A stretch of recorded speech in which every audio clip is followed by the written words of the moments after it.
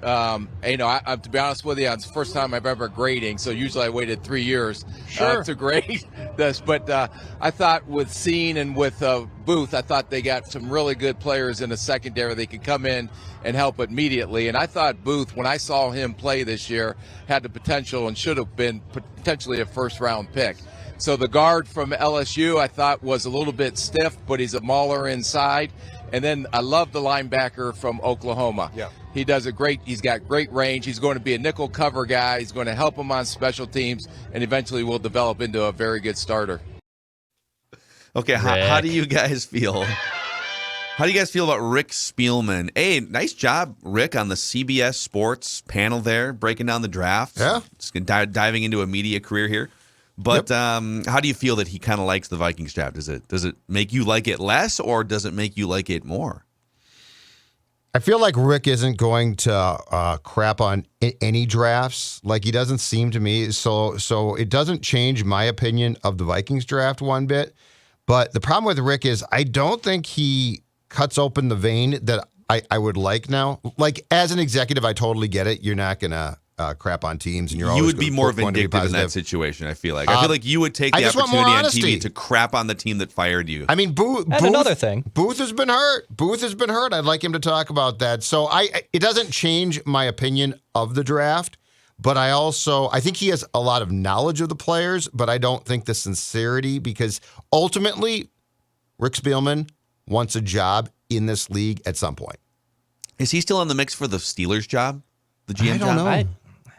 I would think he would not be, right, at this point. I kind of agree with that. I don't think so. And the Jaguars thing was supposed to happen, and then that didn't. Maybe Rick came to his senses there. Or maybe Rick told them, I ain't going to work for Trent Baalke. So. No, and you know what? Good for Rick. If Rick said that, I'm on Team Spielman there. Yeah. All right, well, let's do this. All right, Viking statements. Judd, you want to lead us off here? Yes. Viking statement number 1 from me on this Monday. Nothing secondary about it. Okay? Wow. The Vikings defensive, I'm going to start off with a positive. I've got some criticisms, but I've got some positives too. The Vikings defensive backfield looks far stronger this morning than it did on Thursday, and that's especially important. You are now with Cine, who I think is ultimately going to be the replacement for Smith eventually. Obviously, they're going to play together in 2022. And now I don't like the fact, I've seen him now twice referred to as Lewis Cine is a better version of Sendejo.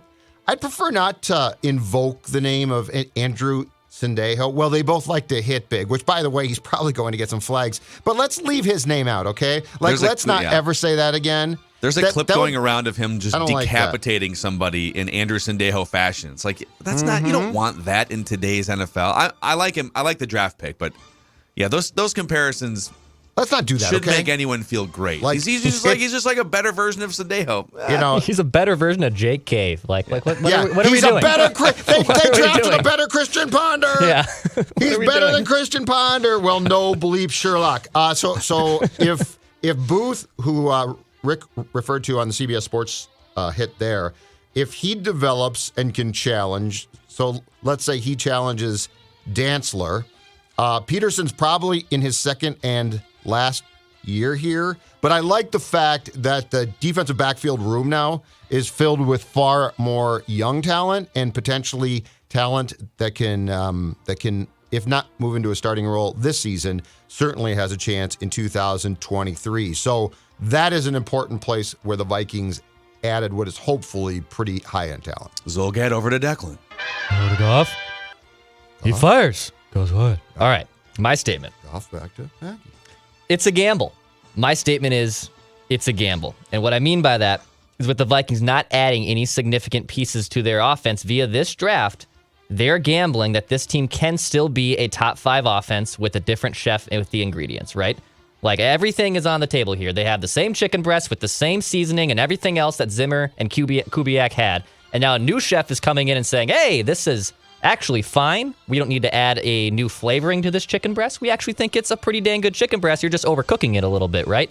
I think it's a gamble to make that assumption a little bit that, hey, you didn't have to like reach for a wide receiver early, but I'm a little surprised that they didn't make it a significant addition on the offensive side. I was doing vent line yesterday with some Vikings fans, and some have kind of echoed this kind of same statement that, hey, it's easier for the Vikings to potentially become a top 5 offense than the defense to turn things around right away after finishing 30th in the NFL last season.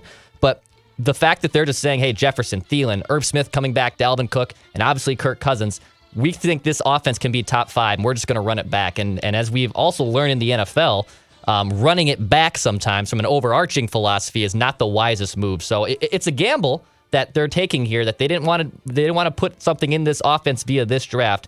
And I'm curious if they can actually break that top 5 glass ceiling. Yeah, I think, and there's, I know we get a lot of people asking, why are you so hyper focused on the offense? The defense needs improvement too. Yeah, it's no one's saying that the defense must stay bottom 5 and the offense is the only thing to focus on.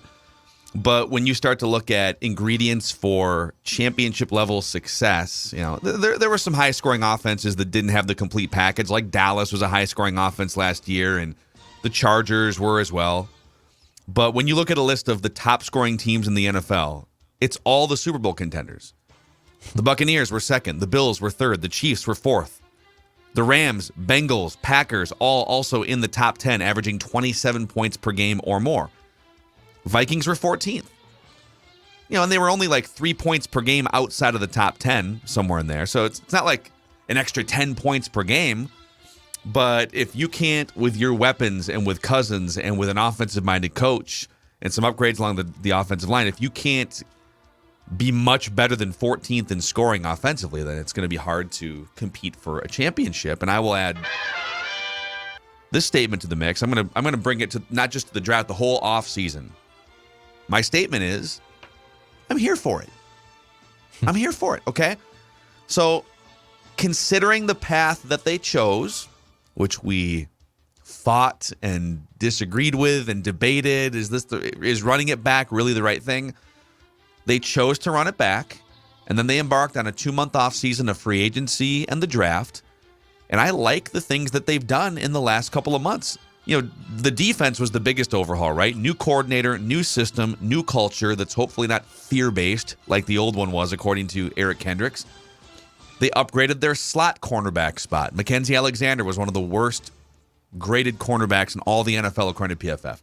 They upgraded at pass rush, bringing in Zadarius Smith and Danielle Hunter getting healthy. I think they upgraded at defensive tackle because guess what? Harrison Phillips is actually going to play.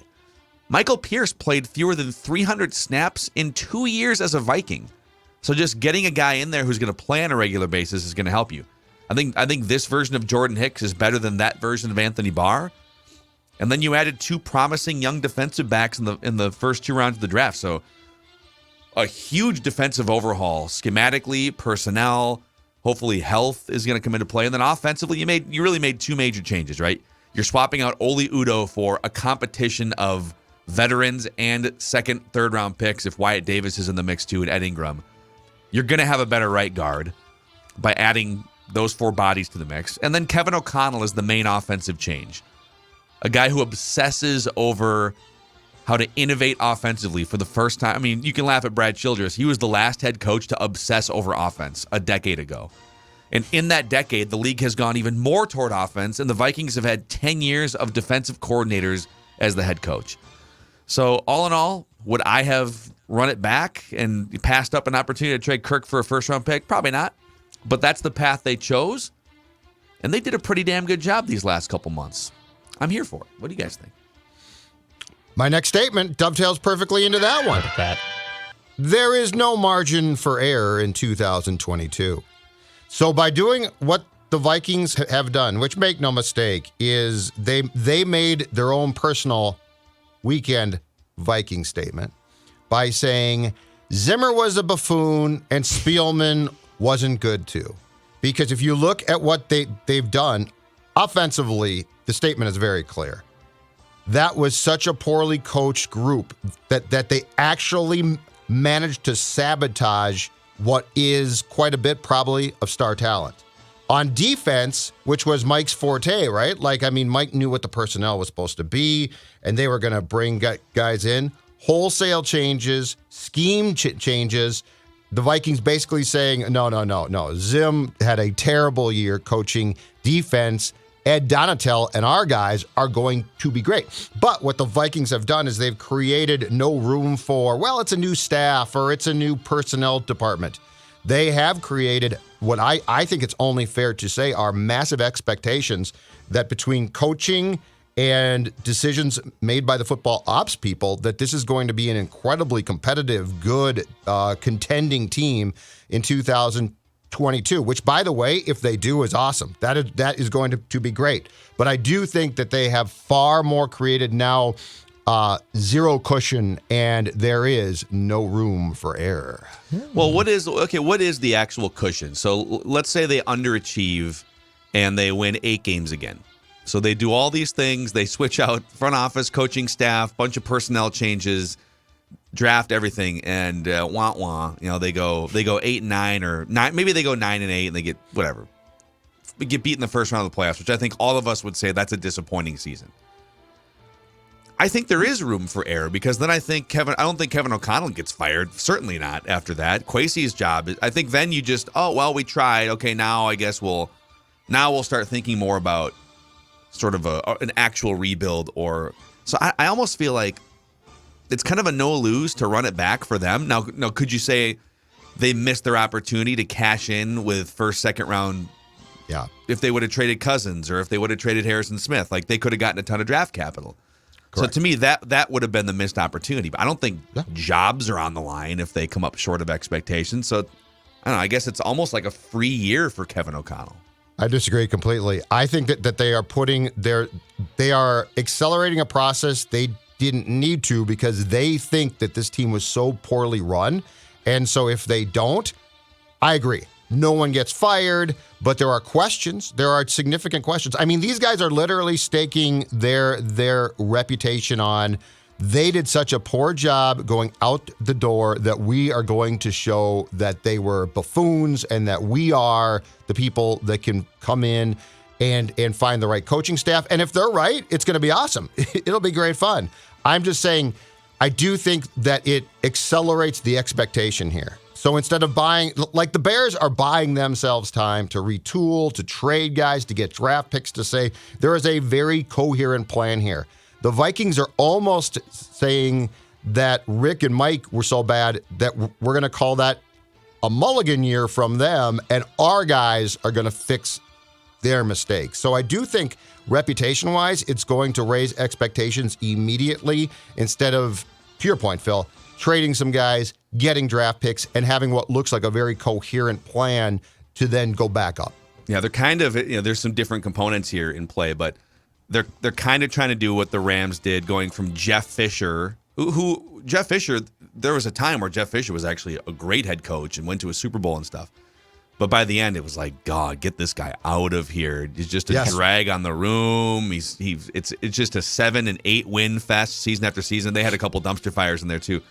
But they went from Jeff Fisher and the cobwebs in the organization that Jeff Fisher brought, and they bring in this dynamic, 31-year-old at the time? 31-year-old Sean McVay, and boom, I want to say it was like a 6-win improvement or something.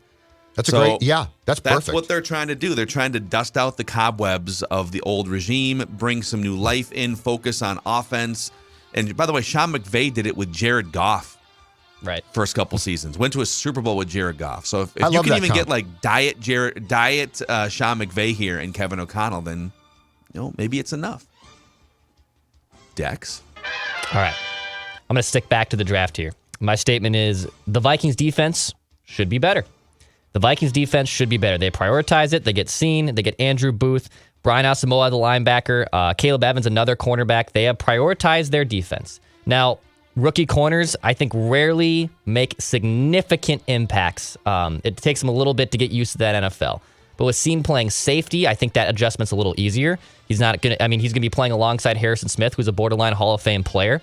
And it might not be right away that they go from 30th defense to the top 10 and being the defense that Zimmer had in its heyday, but I do think it's progressing towards being a better defense. They wanted this team's defense to be better. They addressed it at the draft, and I'm curious to see if this actually can come to fruition. But I think with the Vikings making this game plan of going, hey, we're going to take the majority of defensive players on days 1 and 2 of the draft. We want to improve this defense, and with the new scheme of bringing Ed Donatel too, I think makes it a little bit more creative. So the Vikings defense should be better in 2022, and they're lining up to do so. Yeah, it absolutely should be better. And I think it's going to be so interesting to see how creative they get, because, again, it wasn't that long ago that Mike Zimmer was still a creative defensive mind. But obviously his message and his scheming and the personnel, it was kind of a combination of all three, fell off a cliff, and they're looking to right those things. My next statement is going to be presented, actually. I'm going to get to the statement in a second, but we got a new partner on board here on Mackey and Judd. Aquaside, Declan, has jumped on to support SKOR North and Mackey and Judd. Yeah, if you own a lake home, or maybe there's a pond on your property, you need to call our friends at Aquaside. Aquaside has been helping people maintain nice lake shores for over 60 years. They have a complete line of lake and pond control products that will take care of anything from weeds to algae. So you want to get rid of that stuff? No problem. Aquaside pellets are their top seller. They're also a local-owned company in White Bear Lake. Easy to order online, and they normally also ship the same day. Go to aquaside.com for more. And these products, by the way, are registered with the EPA and the DNR, so they're safe. They're easy to use. Go check them out, aquaside.com. Love it. Love it. Also a shout out to our friends. Listen, some of these GMs are going to get ripped for poor performance in the draft. Well, if you're suffering from poor performance in the bedroom, Valley Park Medical Clinic is here to help you.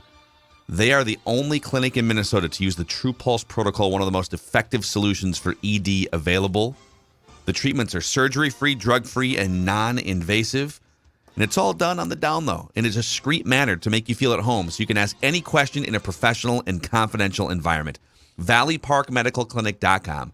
That's ValleyParkMedicalClinic.com. I think my favorite pick, outside of the first two obvious ones, the defensive backs, it's hard not to love the Booth pick, especially in the value in the second round. I think my favorite pick is Ty Chandler, the running back from North Carolina. So this dude runs a 4.38 40-yard dash. And if you start to look at the Vikings running back situation, which right now seems very crowded, right? Because you got Dalvin Cook in his prime and Alex Madison, and we all like what Kene Nwangwu brings to the table speed-wise and special teams, and looking to mix him in more. But Alex Madison is long gone after 2022. He's going to be a free agent. There's no way they would pay him with Dalvin Cook also still eating up money. Dalvin's contract is a lot more flexible to get out of after 2022. I don't see this as a front office that's going to go and just rush to the door to spend a bunch of money on a running back. Mm-hmm. And Nwangwu, I don't think Nwangwu is ever going to be a guy that carries the ball 200 times in a season. Sure. He's more of a special teams, gadgets, creatively get him out into space. And so in 2023 going forward, it's possible that Ty Chandler could be in the mix for a lot of carries for this team. Mm-hmm. And if you look at a list of the players that ran for over 1,000 yards, or actually, it's funny, only 7 running backs ran for 1,000 yards last year because so many teams are just splitting carries with guys. Most of the guys on this list in the top 10 or 12 weren't first-round picks. In fact, there's a couple guys out there, Elijah Mitchell, for example, for the San Francisco 49ers. He was a 6th-round pick and just kind of popped out of nowhere and ran for almost 1,000 yards in 11 games. So there's just guys all over the place, 3rd, 4th, 6th-round picks that are coming in for almost no money and making an impact. I think in a perfect world, the Vikings would go back to that. It's been a long time since they've had running back by committee and not had a highly paid, Adrian Peterson or Dalvin Cook type. Mm-hmm. But that seems to be the more economical way to go about that position. So keep an eye on, I don't think this year he's going to make an impact, but Ty Chandler beyond 2022 is a sneaky one to watch. And round 5 is perfect, right? Like for that position, that is absolutely perfect. You don't need to, let's take one in the second round unless he's unbelievable. Cook is one, but I love the value there too, because just from a positional standpoint, I think it's great. Mm-hmm. I'm with you. All right, my next statement. I started with the good. Now I'll go to the one that I spent my weekend trying to get my head wrapped around this. And I tried to get on board, and I'm sorry, I can't do it. So my statement is, I don't like it. I don't like, no matter what the value is, unless you just clearly destroy the team that you're trading with. I don't like you giving the Lions and Packers what could be answers at receiver. One of the two, I guess I'm okay. The Packers trade was a fleecing. But if this is, but the problem is it's not a fleecing if the kid turns out to be good and all your draft picks don't hit. You're taking but high. That's one scenario. Like, what about the other scenario where that dude's a bust and the Vikings just grabbed an extra second-round pick from the Packers? That's great if that's the case, but what I'm saying is you traded a high draft pick. You traded a pseudo first-round pick, and you're you're gambling. You're going Wall Street gamble on something that, if it blows up, becomes a major, major problem. And Detroit's Detroit. That's a better player. But the Packers now basically are going, Watson is going to play as a rookie. And if he's good, that's a problem because the game is designed to reward receivers, not defensive backs. So my point is, I don't like making a trade unless you basically, if the Vikings had gotten Detroit's first round pick in 23, I'm on board then. Then I say, screw it, just do that. But unless you can come away from a trade with a division opponent saying, we have to literally win the trade so bad it embarrasses you because we're giving you your guy. I don't like it. I don't like it. I think it's I know what he's doing. I think it crosses the line, though, between where Wall Street and sports don't meet. Sports are different. Sports are different. You are literally giving somebody that you have to play twice a year a lottery ticket that, if it cashes in, is a major problem for you. Why would you do that? Okay, can I sneak in with just another statement here real quick? Mm-hmm. Judd is wrong about the Packers trade. The Lions one, I'm much more aligned with you. I would have loved something bigger and better, a first-round pick in the future. But on the Packers trade specifically, the Packers were going to trade. So the Packers was it Christian Watson, right, from NDSU? Yep. Yes. So they loved him, obviously. They had their sights set on him. Even Aaron Rodgers went on McAfee after the first round, or during the first round, and he said, he talked in the we form, we running the team as a front office. Aaron Rodgers and Kyrie Irving just running their front offices. But he said, there's a lot of talent in the second round too. So they obviously have their eye on this guy. They were going to trade up, whether it was with the Vikings or somebody else, to get this guy. Mm-hmm. So I'm going to frame it this way for you guys, because the trade as it stands was the Packers traded 2 second-round picks to the Vikings for one. So you get a free second-round pick by just being the facilitator of the Packers, doing what they were going to do anyways. Would you rather the Packers trade up anyways and you get nothing? Or, I guess if you're going to trade up, why don't you give us that extra second-round pick so we can potentially get 2 impact players? I think you're looking at it as if the only way the Packers were going to trade up for the guy that they wanted was if they traded with the Vikings. But that's not true. They would have found somebody else to trade up with. There's two or three other teams I'm sure they could have floated a similar offer to. So again, if they're going to do it anyways, well, cool. I guess we'll take your other second-round pick, and we get 2 second-round picks now. I'm not going to help Andrew Booth. But then you traded with the Colts. You got cute. Because the Wall Street thing is, let's get cute. Let's take big risks. And I'm telling you right now, I ain't taking a big risk with a division rival, especially the Packers. And in the short term, here's my biggest problem. You give Rodgers a weapon. I ain't doing that. He was going to he was going to get the weapon anyway. Then go elsewhere. You're not going to get it from me. You're not going to get it from me. Okay, then you don't get an extra. Then you don't get Ed Ingram. Then you don't get get Andrew Booth. Well, here's the thing, though. You could have drafted. I guess you could have drafted Booth and not had the extra second round pick. And Ingram was according to the scouting reports or the draft projections, projected to go way after the Vikings took him. So my response is okay. I think the issue. I'm good with that. If there's an issue, it's more about the value. And again, this is going to play out in 3 years, but the Vikings actually had one of the worst value drafts of any team, where the consensus big board showed they were giving up a lot of value. So my issue, I love the Packers trade. I'm very meh on the Lions trade. I love the first couple of picks in this draft, and then I think the issue is value-wise with the rest of them. So, I don't know. And Phil, you could have taken Booth with the pick that they took Watson with. And here's my problem again, and you're right. For the Vikings, a lot of this will play out in time, right? 2-3 years. You potentially gave the Packers an impact player for 2022 when you are supposedly trying to win you didn't give at the a Packers high anything. level. The Packers were going get it. The Packers were going to take that player regardless. They were going to trade up regardless. But what if they hadn't? But they were going to. They wanted to. They clearly did want to. Okay, but why would you help them? If you're the Vikings, why would you help them? To get the extra Why would you make that pick. trade? Listen, so the Packers call you and say, and I don't have a list of the teams that were in and around the Vikings. They say, we're going to trade up here. If you want to match the offer, you're welcome to. Do you think the Vikings were the only team the Packers were talking to trade up? I'm still not going to help them. Then let them go to a different team.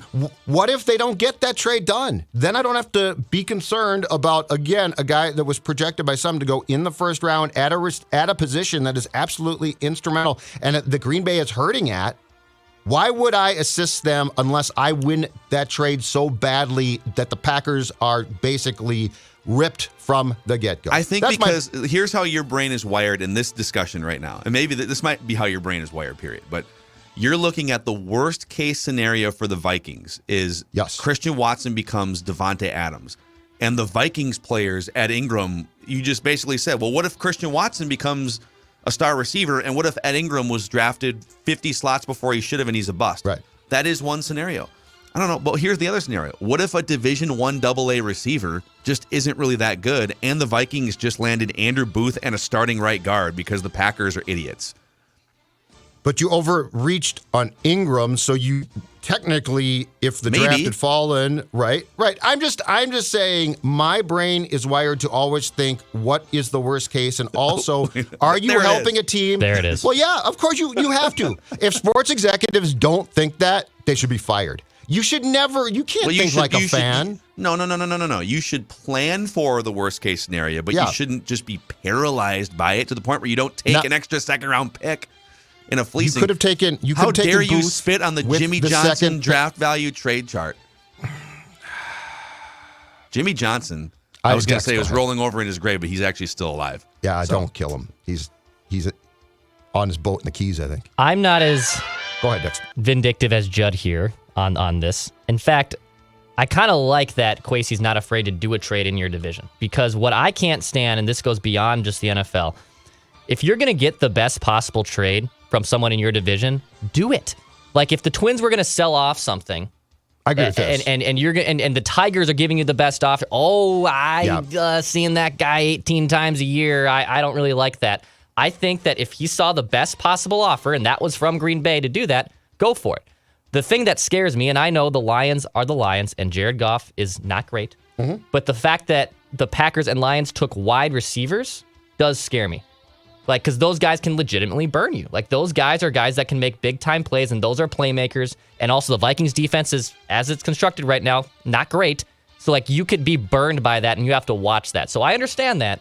However, I'm more back on Phil's side than I am on Judd's vindictive path of Kwesi doing these trades. It's not vindictive. It's vindictive. It's common sense. I'm trying to win right now. Why would I want to help those two teams? You're not helping. How do you know you're helping? The Packers helped you. The Packers just gave you an extra pick. No, the Packers helped me for the future, which by the way, if I'm in a rebuild, I like, but I'm not. I'm all in. So I have to understand that I want to do nothing to help them immediately because I think I can win right now. Now, I disagree with that, but Kwesi doesn't. He thinks that they can win right now. So my point is the Packers, if you want to trade with a different team and you think that you can get that deal done, that's fine. But I still have a valuable pick at which I could have taken a player, Booth, at what, 34, right? So we just disagree. Yeah. You guys want a buffoon of the week here? Absolutely. Okay. The buffoon of the week. Yeah, it's Judd Zolgad. That's right. I'd love to be the buffoon. For being wrong. Are you going to admit you wrong? Okay, the buffoon of the week is the NFL mock draft community for outrageously overvaluing Malik Willis. Interesting. Okay, think about how wrong the mock draft community was, and I get that I'm putting like 50 or 100 different people here, including the Godfather, Todd Father. Yeah, most people had him, even as information came in, as a first round pick. I think there might have been one or two guys that had the cojones to move him out of the first round altogether. Like Daniel Jeremiah might have moved him out. But think about how damaged these quarterback prospects must be, including Malik Willis. There's got to be 6 or 7 just desperate teams. The Carolina Panthers, the Atlanta Falcons are looking for a succession plan long term. The The Lions are looking for a plan beyond Jared Goff. The Saints are still looking for their poster bees. I mean, there's like 6 or 7 teams in a quarterback desperate league. And that dude falls into the 3rd round. And there were no other quarterbacks besides Kenny Pickett drafted until, mid to late 3rd round? Yep. So the buffoons who whiffed on, I don't know, maybe they were paying too much attention to like how far he can throw the ball and his mobility. I would still love to take a flyer on him in the 2nd, 3rd, 4th round if I was a quarterback needy team. But yeah, congratulations, NFL mock draft community. You are the buffoons of the week. So will the buffoons be the mockers or the actual teams down the road? That's a good question. I mean, that's one of the most incredible falls of a player at a position. I didn't think there was any way. Fell out of the 2nd round. I know, that's my point. It's insane. That's my point. It just shows you if every team is down on him, whatever it is, whether it was the interviews or whether it's just, there's not enough structure to his game and think about this. Carson Strong fell out of the draft. He was not drafted. And you loved him. Well, I did up until we saw the big arm. The knee reports were pretty unsettling. And then I guess he had a couple weird interviews with teams. Yeah, I don't think he's really, I think he did sort of whiff on the He's kind of a gunslinger. So, all right, boys, that's a wrap on Mackey and Judd here today. A feisty edition of Mackey and Judd. I love it. Love the feistiness. It's Monday. 2nd round trade. Love it. About Minnesota sports fans, the whole thing. Judd's hockey show is going to be primed for a wild playoff run, however long it may be. The Hockey Whisperer is on call as needed as well. So if you're not already subscribed to Mackey and Judd podcast, Judd's Hockey Show, and the SKOR North YouTube channel, definitely get your butt in the feeds of those shows so we can give you daily Minnesota sports entertainment. See you guys.